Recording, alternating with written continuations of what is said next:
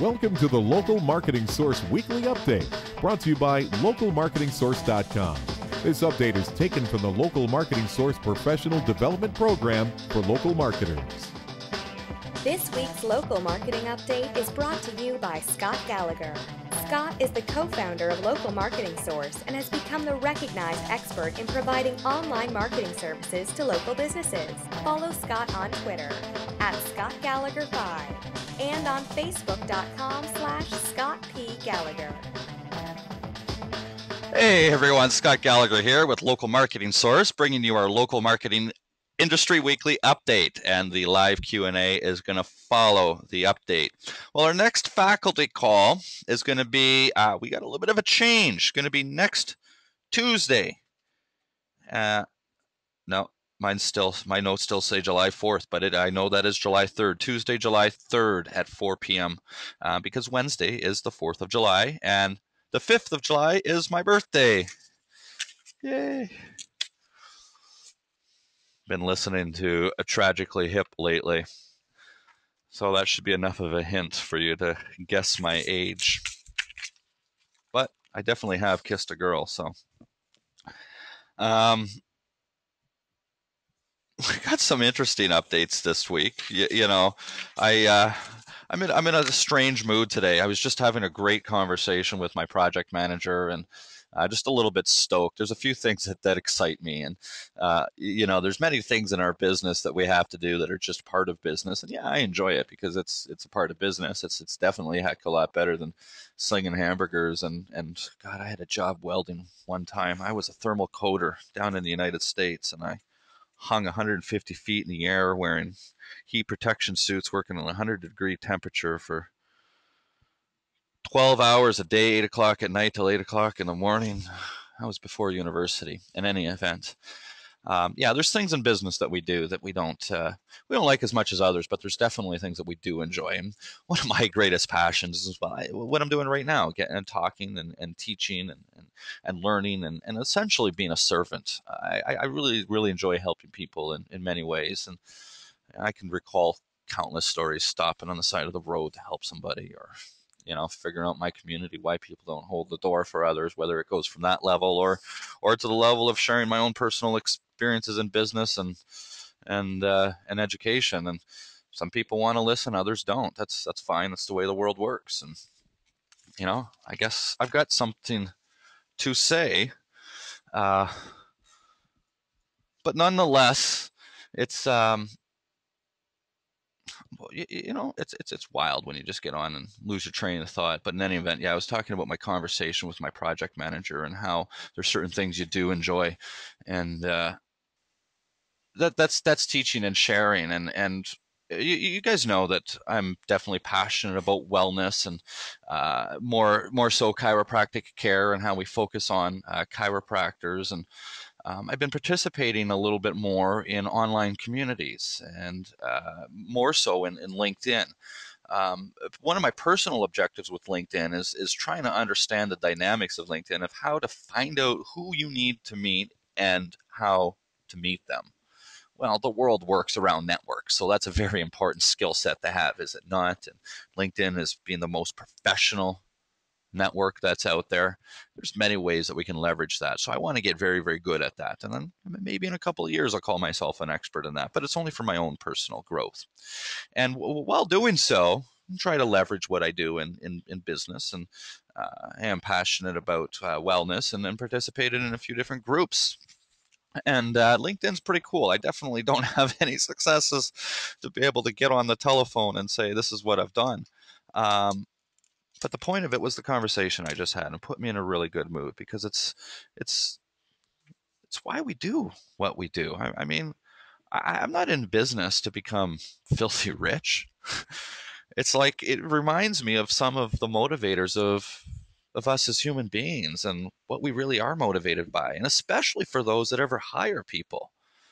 I was a horrible manager years ago. That's it was all about domination and control and getting things done specifically for me. And now I'm trying, I try to create an environment that is creative and allows others to to bring value to it. It's not just my word at the end of the day. And it's these are motivators that go well beyond what we think are motivators, such as money. Well, maybe I'm in one of those philosophical moods today, but it's why we do what we do. And I look at it as freedom, the freedom of choice, not freedom that the U.S. Constitution says. I've lived in 3 different countries, and America's not nearly as free as it's made out to be. Anybody that's listening to this that's outside of America, it's not a hoax. Uh, it's not a communistic country either. But there's a lot of rules you got to follow, and the freedom of choice, really, I'm talking about something different. The fact of us as human beings be able to choose our own feelings. I mean, you could choose if you're going to be pissed off. Are you pissed off today? Well, that's a choice. You mad at somebody? You angry?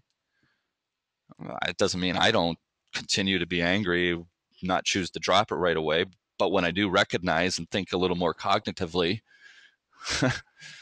so that freedom is just wonderful. And that's why I do what I do, because I get to choose what I want to do. If I want to write something, I go ahead and I write something, maybe at the expense of some revenue. But that's why we do what we do. And that's why that conversation made me happy, because there's nothing more rewarding than doing stuff that you love to do and get to make money from it. And so helping chiropractors that help the community in a whole use less medicine and help them find more business in ways that I get to do it, not cold calling, but adding value to their internet marketing challenges, is wonderful. Point of all of this is I got a lot of people on the line that have and aspire to have internet marketing agencies. And when you're going out and looking for business, far too often, I'm hanging out in the Warrior Forum a lot, and people are consistently, well, this is how you go and sell. There was a post recently on there that had 46 replies in like a few days. And this one guy goes on there and he talks and gives all this sales advice. And he says, I've been selling retail. And he goes on, and one comment he makes, he says, 99% of the time, the customer says, I'm just looking. When the hell do you ever hear that when you're selling business to business? I'm just looking. Maybe if you have a trade show booth and somebody's looking at your brochure when they're walking by, but that's not an objection that we're trying to overcome ever. You get 3 objections that you tend to overcome. 3 major ones. I can't afford it. I'm going to try somebody else. Call me in 3 months. Not I'm just looking, and not 99% of people, maybe 2/3 of people turn down your offer, but by the time you get to the proposal, you should be doing that.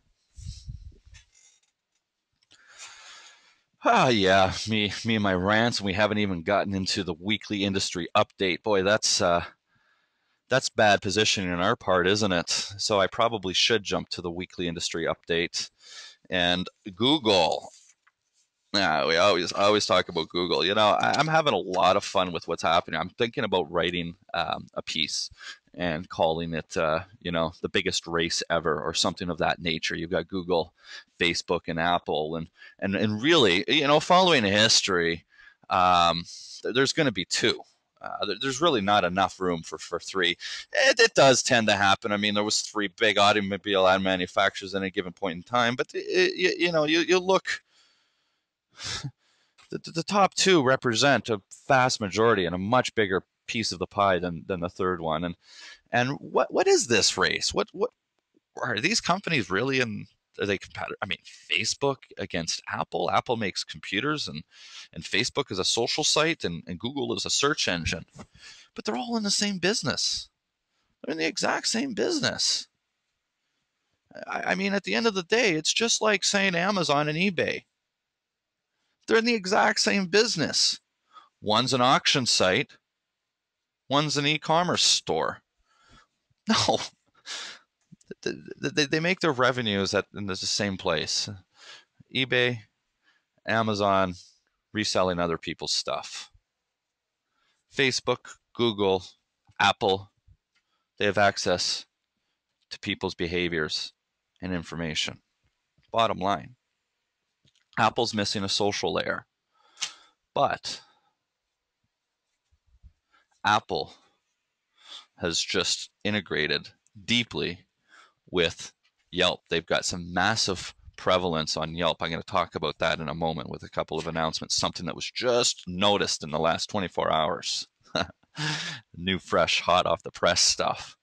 Yeah, some big conspiracies going on. That may be some of their social layer, but it also gets deeper than that because we know the relationship between Yelp and Bing, right? Well, who's Bing is Microsoft. What? Did you just say Apple is closely tied to Microsoft in the local search environment? Is it possible? Is this really what's kind of, I know I just described it 4 layers apart, and yeah, maybe I'm a little bit crazy on suggesting that. But you bet your bottom dollar that Apple executives and Microsoft executives have been in the same boardroom within the last 6 months having discussions about local search and the threat that Google has on it. Facebook might have been at that table too because they've got a few things going on, but Google's never been at any of these tables.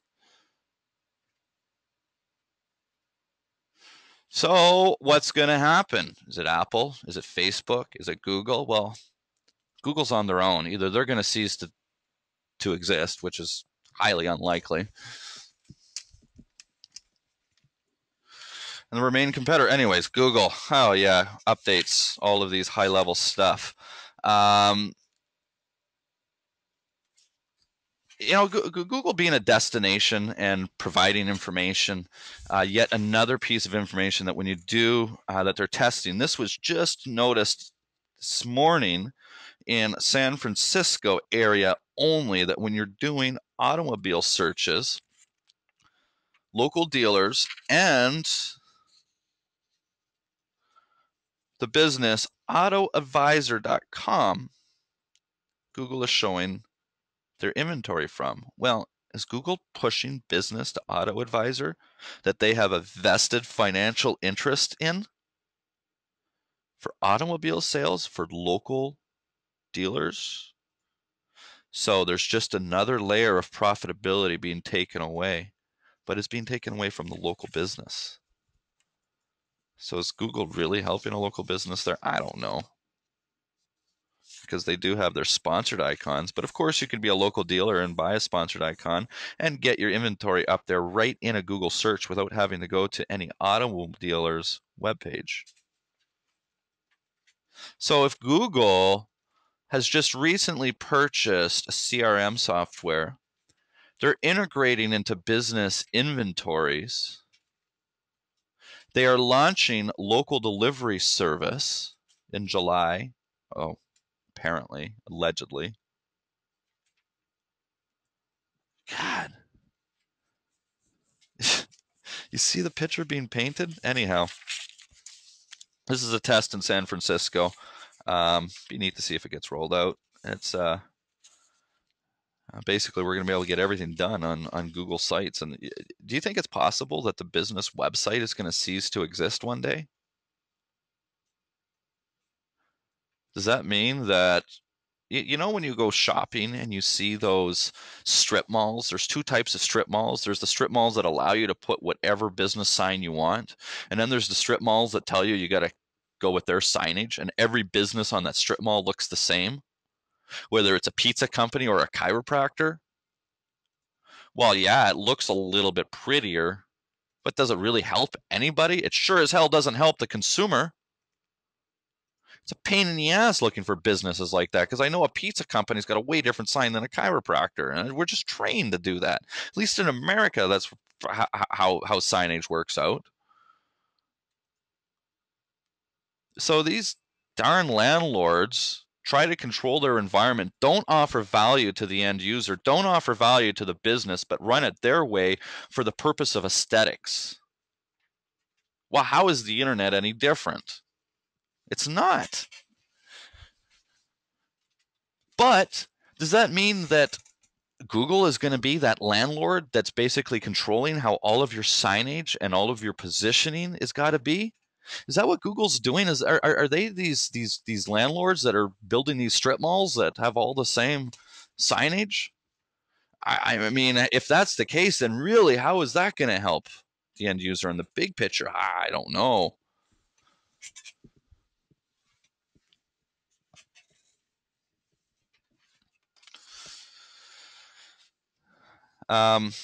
Google has also announced 2 days ago that they've got another update to the Panda algorithm update. This would be version 3.8, they call it. Now, if you recall, Panda was the update back in January.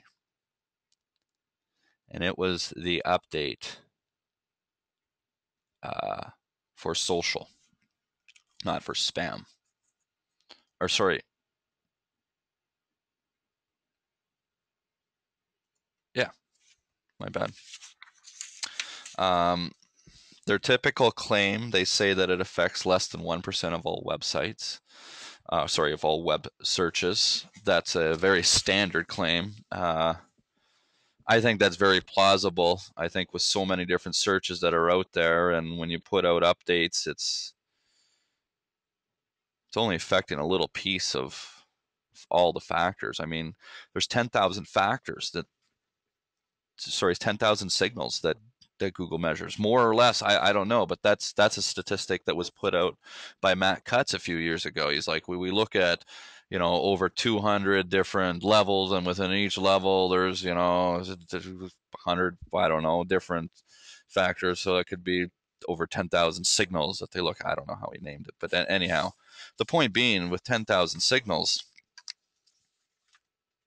a team of engineers, 3 or 4 or 5 people, are working on looking at and improving 1 or 2 or 3 signals, and that's it. And these updates may have patches or whatnot from 4 or 5 different teams, and so really they're only influencing a handful of signals.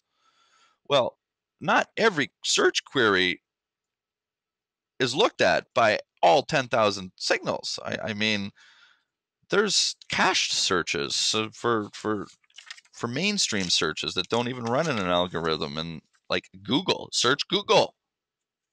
It's probably a very frequently searched term because a lot of people just like to use Google as their web browser, and they just put their name in there. Yelp. I was talking about Yelp, and this is a big statement to make, that Yelp is second to Google in local importance now. Yelp has vastly just been elevated by their relationship with Apple. And we all know that Apple is now in the local game with their own database and their own Apple search. And now when you're searching for local businesses, in the past they had an agreement with Yelp where they would display some of their review information was coming from Yelp. But now with the review information, it's got a big prominent thing at the bottom on iPhone searches that say more reviews on Yelp. And it is being argued within the industry that Yelp is and has the most solid database of local businesses, at least in North America, as well as Australia. Yelp is a lot bigger in Australia, actually, than even America. But this is coming from as well as their content deal through Bing. And so that's another relationship that's going on between, oh my God, this is getting confusing, because Yelp has a content deal with Bing, and Apple has a deal with Yelp that they're displaying this information. Well, who owns Bing is Microsoft, right? Jeez.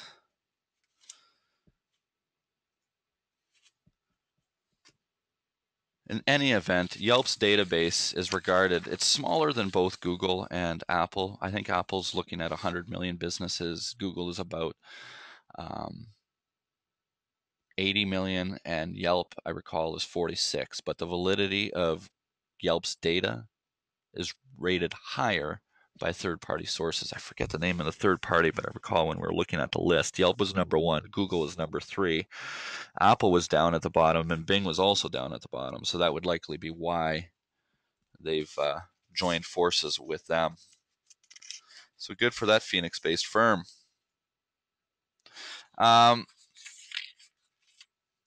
You know, we've been talking about Google making calls as well, and not only does it come down to the size of their database of these businesses, but it comes down to the quality of these databases. And so Google has been making phone calls. This is now public knowledge, and just calling businesses at random. But recently, in the last couple of days, there's been an influx of complaints, last couple of weeks, sorry, of complaints about on Google's forum. This hasn't hit any mainstream media yet. It's very likely that you know, you'll find CNN doing some story on this sometime soon, because it's kind of comical. And Google has hired people from India to call local businesses and verify their listings. And it's some of the calls are being recorded. Mike Blumenthal's got a couple of calls on his blog, and if you want a good laugh, go and check it out. It's amazing that an American firm that's trying to find and solidify data with Americans is using people from another country that don't understand the business they're calling in the first place, understand the dynamics of and the proper formatting of words, and say how to say street and roundabout, and what all of these different terminologies mean in our culture here as opposed to their culture. It's kind of, to me, I don't know, it's almost like an oxymoron. I don't know why this firm wanted to save a little bit of money, but it's so important for them to get quality data. But they're outsourcing it. You know, it goes against everything that they try to push themselves, you know, to create quality content, right? Well, how do you create quality content in the SEO world? You don't get an article written in India. You get somebody in the field here that knows what they're talking about to write something. A doctor of chiropractic can write a much better article than some $5 an hour employee, and then do some article marketing and shift it out to eZine to get a link back, right? So why is Google outsourcing to India to get the validity and look at the quality and transparency of their own database so they can save a little bit of money? Pretty wild. Strange analogy, huh? Yeah, that is kind of strange. Probably have to go back in the recording for that one. That one's going to raise a couple of eyebrows. What? Scott's analyzing SEO efforts of Google's business practices? What else we got going here? Yeah, Google's just launched a new tablet as well, something called 7 or something like that, and they've got a really big push at the same time that they're launching that tablet.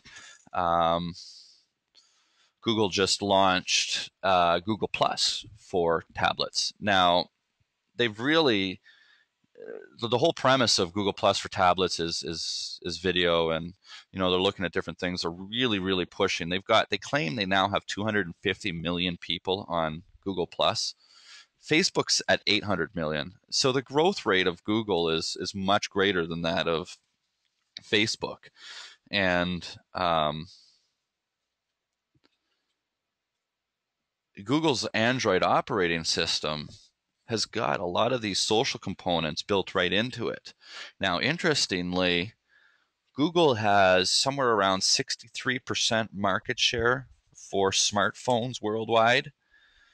And if you remember 4 years ago, when Google just entered the market space, and what was it, 3 years ago, where they launched the Android product, or not the Android, the Droid, Verizon Droid here in the US, that's when Google really started to capture market share. Everyone thought Google was crazy to get into the cell phone market space and the operating system market space. You wouldn't think that now. So the social side and their growth rate, their usage rate is very low.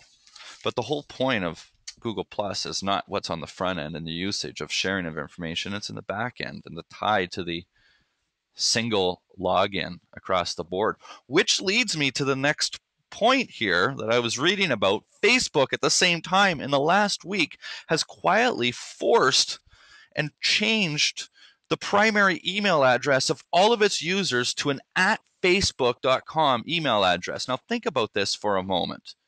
The email address has been synonymous across the board for years as your identifier, and then you have a password to log in, right? And so anybody that has a vanity URL with Facebook now has their vanity URL at facebook.com as an email address, and is showing on your profile unless you go in and say, no, I want to show these email addresses, my Gmail, as my primary contact. If you don't have a vanity URL, your Facebook email address is just a number at facebook.com. But the thing is it's integrated, and they are now integrating it into their chat feature and their own internal communication. Well, what's that going to do? That's going to make it email and Facebook one and the same. It doesn't matter, at least for personal communication. Well, why does Facebook want to do this? Single sign-on. Same objectives that Google has, but Google already has that piece of it. They have the Gmail piece of it. That's your username to log in to any product Google has, because everything's across the board. It's all one thing, right? God, it's all coming together. It's kind of amazing. This race is pretty wild. Another little conspiracy feature that comes out here. This is really going to create some hoopla within people. Facebook rolled out a feature on Monday and pulled it by Monday night, and it was a pretty big feature, and it was called, what was it called? Something near me or something. Yeah, find friends nearby. All location based, and I don't know, it's kind of cool, but it's also, you know, it's like a stalker's app. It's like Facebook came out and they should just call it, hey, the stalker app. Find who you want nearby. Yeah. So those are your notes. Facebook just switched their address, and I'm going to end this weekly update today on a recent post from Small Business Blog on Google. Webmaster Academy, a primer on search engine optimization. So Google has been slowly educating business owners on search engine optimization. Years ago, they shunned our industry big time. They hated us. They didn't want to talk to us. They didn't listen to us. They didn't give us any tools. They corrupted. It was horrible. They restricted our information. The list could just go on. But the last few years, Google's been quietly giving the SEO community a lot more, especially in Webmaster and whatnot. Now, they're educating small business owners through webinars. I've announced webinars on a frequently basis that they provide. Of course, through their blog and simplistic content. And I love it. I love reading what they do when they put out some stuff very simple, because they're telling you exactly what you need to do to be an SEO expert. Plain and simple.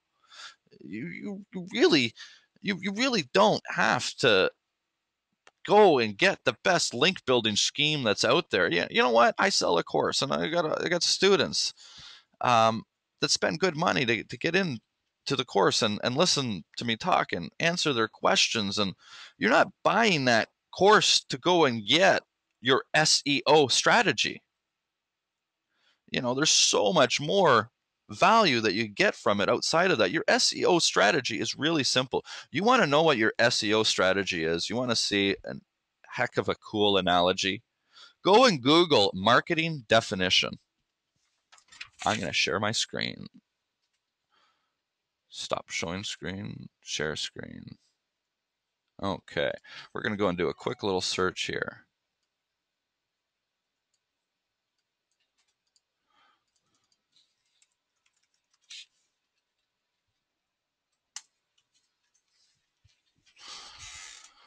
Marketing definition. If I spell it right, you know. American Marketing Association. Top ranking from Google. We go and read marketing. The definition of marketing is the activity, set of institutions, processes for creating, communicating, delivering, and exchanging offerings that have value for customers, clients, partners, and society. So there's two sides of this. It's the process of creating stuff, getting it to people, delivering it, and exchanging things that really have value to different groups of people, like groups of customers, clients, partners, and society. Well, holy shit, that's exactly what we do in search engine optimization. We create content in the form of articles and videos and web pages, and we get that stuff distributed in areas that our prospects and clients reside, like forums. you know? Well, getting back to this Google thing. So, where do they say this? Okay, so, you know, they say, okay, optimizing content. You know, make sure your content has high quality content. Yeah, we know that. Make sure it's concise, relevant, unique. Yeah, that's stuff we do in marketing. Improving HTML. And then relevant publicity. While Google pays attention to everything on your website, it can also learn a lot from your site from other websites, links, right? And citations, right? Consider sharing your website with other communities online. Don't know where to start? See if your local Chamber of Commerce website lists your local business. American Marketing Association, creating content that has value for customers, and society at large. Well, the Chamber of Commerce, creating content and distributing it to them and having them do that. Well, they're going to link back to you. They're going to cite back to you. They're going to have the business and name. These are things that the search engines are looking for.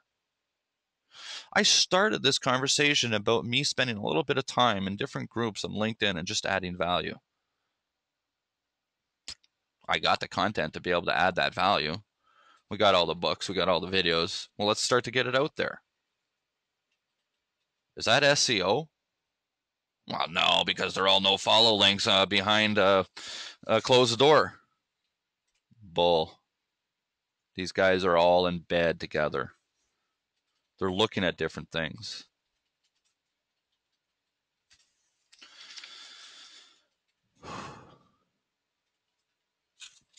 I'm done my rant.